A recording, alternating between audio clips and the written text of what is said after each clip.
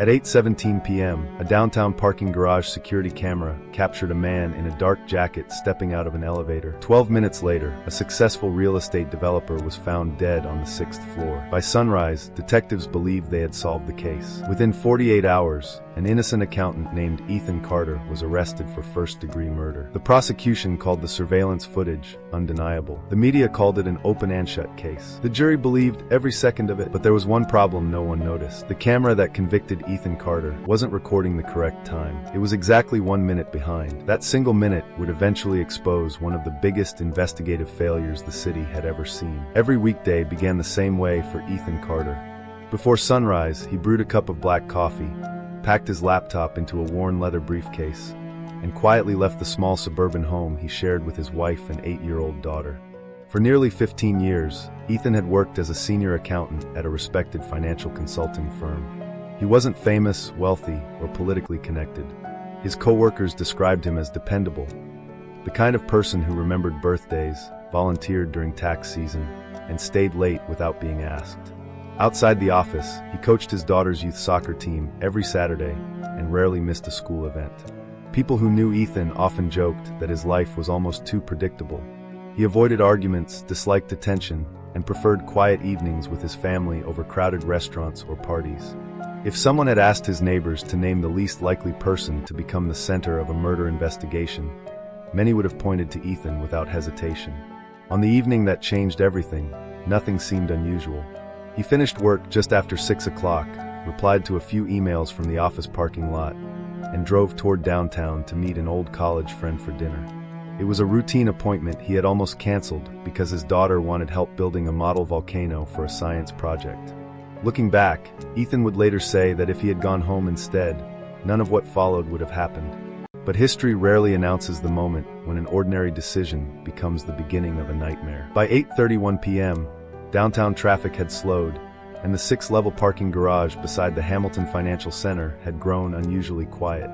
The building's security system continued recording every entrance, elevator door, and vehicle ramp without interruption. To investigators, it appeared to be the kind of surveillance network that left no room for uncertainty. On the 6th floor, however, something had already gone terribly wrong. At 8:34 p.m., a maintenance worker stepped out of the elevator after responding to a report of a flickering light. Before he reached the electrical room, he noticed a dark luxury sedan parked awkwardly across 2 spaces. The driver's door was slightly open. Curious, he walked closer. Inside the vehicle sat Michael Donovan, a 48-year-old real estate developer, known for negotiating multi-million-dollar commercial projects across the city. He wasn't moving. The worker immediately called emergency services. Within minutes, paramedics confirmed that Donovan had died from a single stab wound to the chest. His wallet, expensive watch, and car keys remained untouched. Nothing suggested robbery. Whoever had attacked him had come with a different purpose. Detectives secured the entire garage before midnight. Every vehicle was photographed. Every elevator was inspected. Every surveillance camera was copied for forensic review. At first glance, the evidence seemed almost unbelievably clean. One camera showed Michael Donovan entering the garage alone. Another captured Ethan Carter arriving only minutes later. A third camera appeared to show Ethan walking toward the same elevator that led to the 6th floor. For investigators under pressure to solve a high-profile homicide, the timeline looked complete. News stations interrupted regular programming before sunrise. The headlines were immediate. Businessman murdered in downtown garage. By the following afternoon, television commentators were already replaying the same surveillance clip again and again. A man in a dark jacket. An elevator door opening. 8 seconds of silent video. That short recording quickly became the most watched evidence in the city. No one asked whether the camera's internal clock had been checked. No one questioned whether the timestamp itself could be wrong. Because when people see surveillance footage, they naturally assume it tells the truth. The morning after the murder, Ethan Carter arrived at work believing the worst part of his week would be explaining why he had missed dinner with his college friend. Instead, he found 2 homicide detectives waiting beside his desk. The entire office fell silent. Conversations stopped. Computer keyboards froze. Every pair of eyes followed the detectives as they calmly introduced themselves and asked Ethan to come with them for a few routine questions. His co-workers expected him to return within an hour. He never did. Inside interview room 3 at the Central Police Headquarters, the questions began politely. "Mr. Carter, why were you at the Hamilton parking garage last night?" Ethan answered honestly.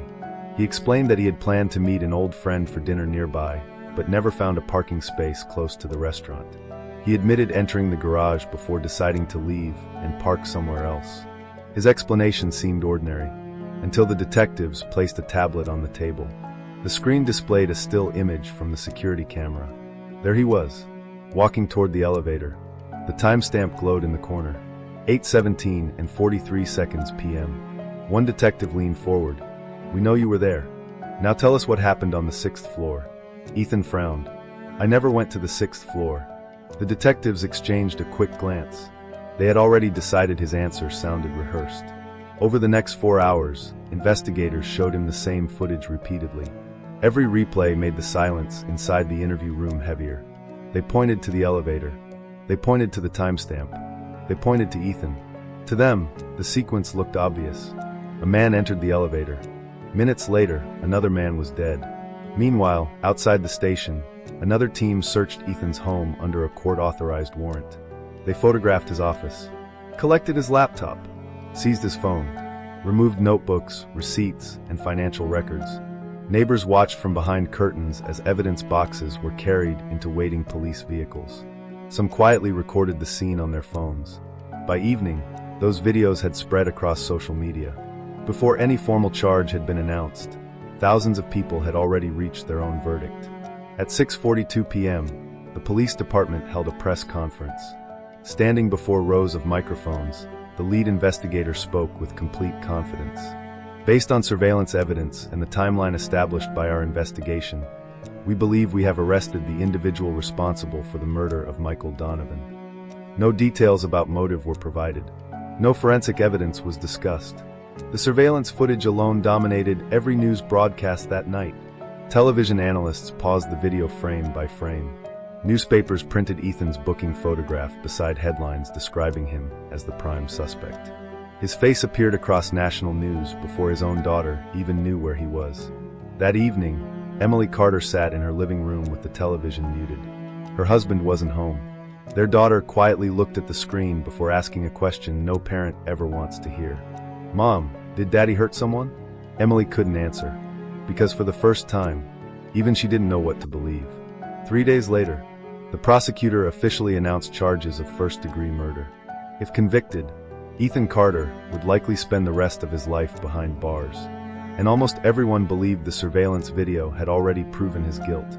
Almost everyone. 7 days after Ethan Carter's arrest, nearly everyone involved in the investigation believed the case was finished. The prosecution had surveillance footage.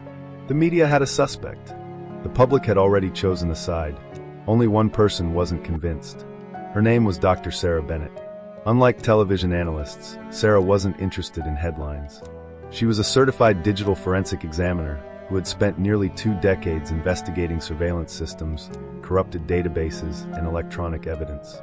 She had testified in dozens of criminal trials, and she knew one simple rule better than anyone else. Digital evidence is only as reliable as the system that created it. When Ethan's defense attorney asked her to review the parking garage recordings, Sarah didn't begin by watching the video. Instead, she examined the system itself. The parking garage used 24 synchronized security cameras connected to a central recording server inside the building's maintenance office. According to police reports, every camera had been operating normally. But Sarah noticed something unusual almost immediately. The maintenance logs showed that the recording server had restarted automatically 3 nights before the murder after a scheduled software update. That detail had received almost no attention during the investigation. Most people would have ignored it. Sarah didn't. She requested the complete server maintenance records. At first, the property management company refused. They argued the files weren't relevant. After a court order forced the company to release the records, thousands of pages of technical logs arrived at her office. For nearly 4 days, Sarah reviewed every update, every restart, every system notification. Then, she found one sentence buried inside a maintenance report. System clock synchronization pending. It looked insignificant, but to a digital forensic investigator, those 4 words changed everything. Sarah contacted the software manufacturer that designed the surveillance system. Their engineers confirmed something investigators had never asked. If the internal clock failed to reconnect to the network after a restart, the cameras could continue recording normally, while displaying an incorrect timestamp. The video itself would remain authentic. Only the recorded time could be wrong. Sarah leaned back in her chair. For the first time since accepting Ethan's case, she believed the prosecution's timeline might be fundamentally flawed. But suspicion wasn't enough. She needed proof. Over the next several days, she compared the parking garage footage with dozens of independent digital systems. Traffic cameras, building access logs, elevator maintenance records, vehicle entry sensors, emergency dispatch timestamps. Each system operated independently. Each created its own digital timeline. One by one, they began telling a very different story. Every independent clock agreed with each other. Only one system disagreed: the parking garage surveillance server. Then came the discovery no one expected. The server wasn't hours wrong. It wasn't even several minutes wrong. It was exactly 1 minute behind. 60 seconds. A difference so small that nobody had questioned it. Yet that single minute completely changed the order of events presented to the jury. If Sarah was correct, the surveillance video hadn't placed Ethan Carter near the victim at the critical moment. Instead, it had accidentally rearranged the entire timeline of the murder. For the first time since Ethan's arrest, the evidence no longer looked certain. It looked dangerous. When Dr. Sarah Bennett completed her preliminary analysis, she didn't rush into a courtroom. She knew something every experienced forensic examiner understands. Being right isn't enough. You have to prove it. Every conclusion must survive cross-examination, independent review, and technical scrutiny. One mistake could destroy Ethan Carter's only chance at freedom. So instead of making accusations, Sarah began rebuilding the entire timeline from the beginning. She requested every digital record generated inside the Hamilton Financial Center between 8 p.m. and 9 p.m. Not just surveillance footage. Everything. Electronic door access logs, elevator controller records, parking barrier transactions, emergency generator diagnostics, network synchronization reports, fire alarm monitoring systems. Every independent computer inside the building had quietly recorded its own version of that evening. None of them relied on the surveillance server. If the security cameras were wrong, the rest of the building would expose it. For nearly 2 weeks, Sarah and her team compared thousands of digital events. Most people imagined investigations as detectives questioning witnesses. Digital investigations were different. Here, computers became the witnesses. And unlike people, computers didn't forget.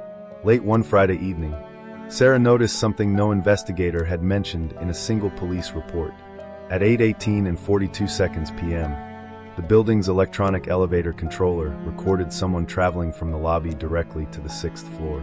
But according to the surveillance video shown in court, the same elevator shouldn't have reached the 6th floor until nearly a minute later. That wasn't possible. Two independent systems couldn't both be correct. One of them had to be wrong. Sarah checked the data again, then a third time. The result never changed.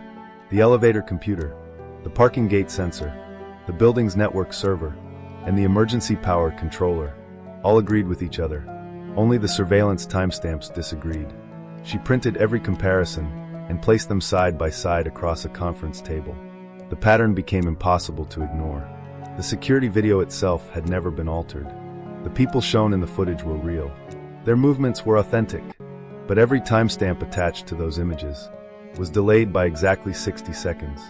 That discovery completely transformed the prosecution's theory.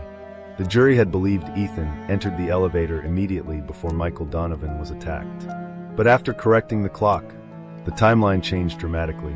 When Ethan appeared to be approaching the elevator, Michael Donovan was already on the 6th floor, and according to the corrected records, someone else had entered the building moments before Ethan even parked his car.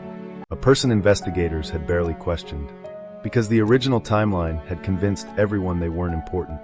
Sarah immediately contacted Ethan's defense attorney. Rebecca Collins arrived carrying a legal notebook already filled with questions. Sarah didn't begin with technical language. She simply placed two timelines on the table. One created by the prosecution, one created after correcting the surveillance clock. Rebecca studied them silently, then looked up. These aren't the same case. Sarah slowly nodded. No, they never were. For For the first time since Ethan's arrest, the defense wasn't trying to create reasonable doubt. They had discovered something far more dangerous. Evidence suggesting the investigation itself had followed the wrong timeline from the very beginning. By the time the corrected timeline was complete, Rebecca Collins stopped asking a single question. How do we free Ethan? Instead, she began asking a far more uncomfortable one. Who did investigators stop looking at because they believed Ethan was guilty? That question changed everything. The original investigation had been built like a straight line. Victim, security camera, suspect, arrest. Once Ethan Carter became the center of the investigation, nearly every other lead slowly disappeared. Witness interviews became shorter. Alternative suspects were eliminated within hours. Digital records that didn't fit the prosecution's timeline were filed away without further review. No one believed they mattered anymore. Rebecca requested every witness interview conducted during the first 48 hours after the murder. Most lasted less than 15 minutes. But one interview immediately caught her attention. A parking attendant had reported seeing another man leave the 6th floor, using the emergency stairwell shortly after the estimated time of the attack. Investigators asked only 6 questions. Then they ended the interview. Their notes described the witness as probably mistaken. No explanation, no follow-up, no attempt to identify the individual. Sarah compared that witness statement with the corrected timeline. Suddenly, the description no longer conflicted with the evidence. It fit perfectly. While prosecutors believed Ethan was entering the elevator, someone else had enough time to leave the 6th floor using the emergency stairs without ever appearing on the main surveillance cameras. Because the stairwell wasn't covered by video, Rebecca wasn't satisfied. She returned to the parking garage herself. Standing inside the concrete stairwell, she noticed something investigators had overlooked. The emergency exit opened directly into a service alley behind the building. No security cameras, no vehicle checkpoints, no public entrance. A person could leave unnoticed in less than 30 seconds. The defense team requested another search of the evidence collected during the original investigation. Inside a sealed evidence box, they found a small envelope labeled only unidentified partial shoe impression. The print had been photographed but never matched to Ethan's shoes. It had never been introduced at trial, and according to laboratory records, it belonged to a different shoe size entirely. That wasn't proof of innocence by itself, but combined with the corrected timeline, the forgotten witness, and the uncovered escape route, the case prosecutors once described as airtight now looked alarmingly incomplete. The district attorney's office dismissed the new findings publicly. They argued that the surveillance footage still showed Ethan inside the building. But privately, their own investigators quietly began reviewing the case again. Because once confidence begins to crack, every unanswered question becomes impossible to ignore. Then Sarah discovered one final detail. During the original forensic extraction, detectives had copied video from the surveillance server. But they had never preserved the server's internal configuration files. Without those files, no one could verify whether the clock had ever synchronized correctly before the murder. It was a basic digital preservation step. And somehow, it had never been done. The omission didn't prove misconduct, but it meant the investigation had accepted the system's timestamps without independently validating them. In a case that depended on timing, that assumption carried enormous consequences. Rebecca looked across the courtroom at Ethan. For months, he had been treated as the answer. Now, he had become the question that threatened to unravel the entire prosecution. The courtroom was completely silent when the defense called its final witness. Not another eyewitness, not another detective, not another forensic scientist. Instead, Dr. Sarah Bennett walked toward the witness stand carrying nothing more than a laptop and a small external hard drive. There were no dramatic speeches. No emotional performance, only data. The prosecution had spent months telling the jury that the surveillance video proved Ethan Carter was standing exactly where the victim was killed. Sarah didn't argue with the video. She argued with the clock. After taking the oath, she connected her laptop to the courtroom display. The large monitor came to life. 2 identical surveillance videos appeared side by side. At first glance, they looked exactly the same. Same people, same elevator, same parking garage, same movements. The only visible difference was the timestamp. Sarah calmly addressed the jury. Ladies and gentlemen, neither of these videos has been edited. Neither recording has been manipulated. The images are authentic. Only one thing is different. The clock. She clicked the remote. On the left side, the original prosecution timeline began playing. On the right, the corrected synchronized timeline appeared.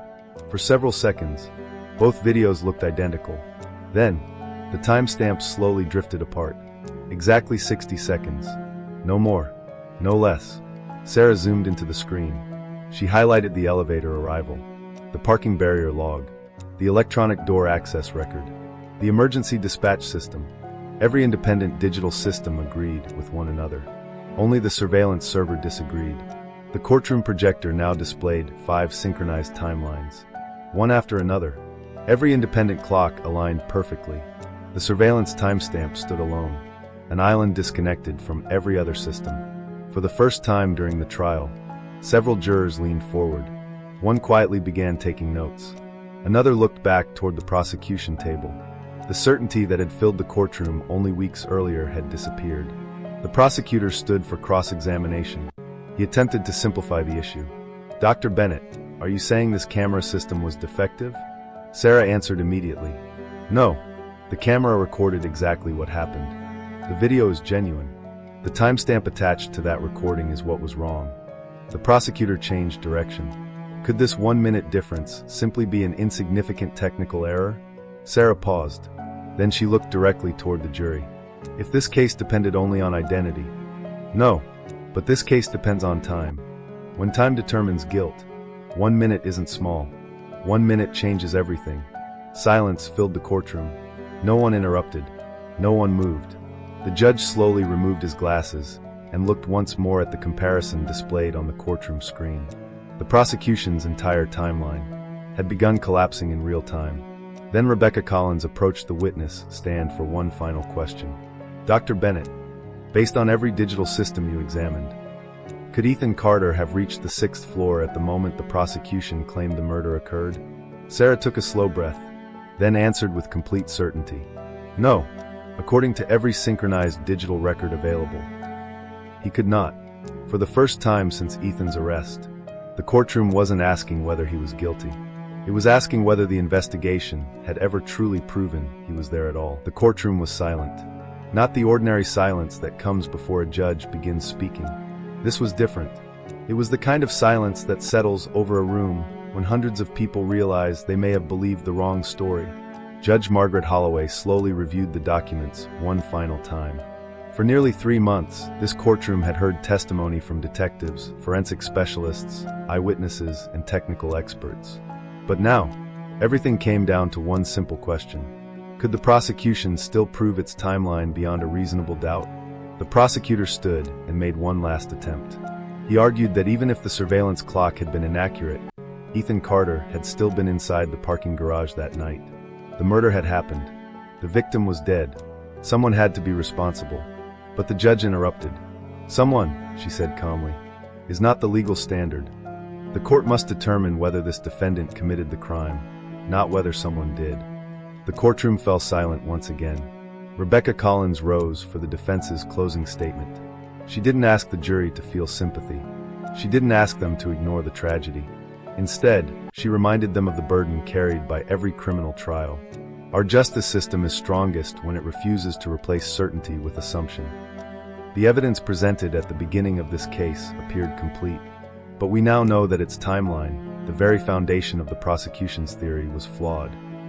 If the timeline cannot be trusted, neither can the conclusion built upon it. Hours later, after careful deliberation, the judge returned. Every person in the courtroom stood. Ethan Carter looked toward his wife. She quietly reached for his hand. The judge began reading the decision. Having reviewed the newly presented digital forensic evidence, and considering the reliability of the surveillance timestamps, this court finds that the original timeline no longer establishes guilt beyond a reasonable doubt. She paused. "The conviction is hereby vacated. Mr. Ethan Carter is released from custody immediately." For a moment, no one moved. Then Emily Carter covered her face and began to cry. Ethan closed his eyes, not because he was celebrating, but because, after months of being called a murderer, he finally heard the legal system admit it could not prove he had committed the crime. Outside the courthouse, reporters gathered beneath gray skies. Microphones stretched toward Ethan as he stepped through the front doors. A journalist shouted, "Do you have anything to say to the people who believed you were guilty?" Ethan stopped. He looked toward the cameras, then answered quietly, "I don't want anyone to remember my arrest. I want them to remember how close an innocent person came to losing everything because one piece of evidence was never questioned." In the months that followed, the city ordered an independent review of every surveillance system used in criminal investigations. Police departments introduced new procedures requiring investigators to verify digital timestamps against independent sources before presenting surveillance footage in court. Training programs were updated. Evidence protocols were rewritten. 1 minute had changed far more than a single trial. It had changed the way digital evidence would be examined in future cases. But one question remained unanswered. If Ethan Carter wasn't responsible, who killed Michael Donovan? The investigation was officially reopened. Detectives began reviewing witnesses who had been overlooked during the original inquiry. New leads emerged. New interviews were conducted. Yet the identity of the killer remained uncertain. Sometimes justice means identifying the guilty. Sometimes it begins with recognizing that the wrong person was accused.